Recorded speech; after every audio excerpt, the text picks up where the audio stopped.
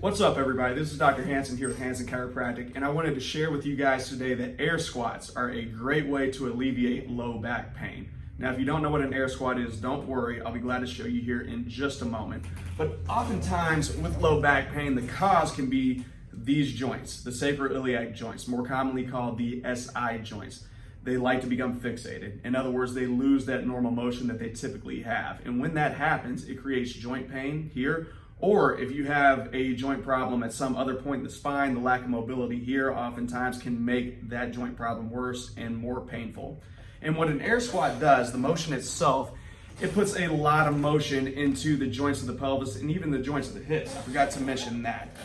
The hip joint here can also become fixated, and if that's fixated, it can put pressure and dysfunction in other parts of the spine as well. And the air squat, the motion itself puts motion into the hips, it puts motion into the SI joints and keeps those mobile, oftentimes alleviating low back pain. So without further ado, let me show you guys how to do an air squat. Okay, so we're going to talk about how exactly to do an air squat. Let's go ahead and start with the position and the setup. You want your feet maybe a little wider than shoulder width apart.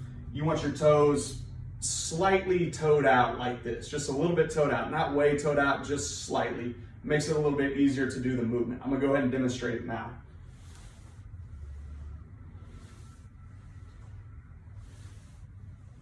Some checkpoints to think about whenever you're doing this exercise. One, you want your feet to remain flat the whole time you do it. You don't want to go up on your toes at all. You want your feet to stay flat.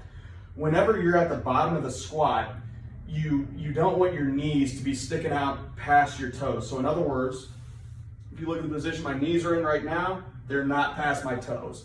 That's going to make sure that your knees stay safe. And as far as how far down to go, general outline is basically you want the top of the thigh right here about parallel with the ground. That's a good checkpoint to go ahead and go down to.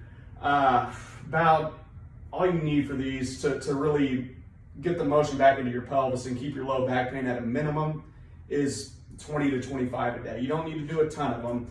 About 20 to 25 a day when you get up in the morning or when you go to sleep at night, at lunch, whenever you like to do it. It's not really important what time of the day that you do it, but about 20 to 25 a day will give you some pretty good benefit as far as keeping the motion in that pelvis. Now, will air squats make your low back pain go away completely?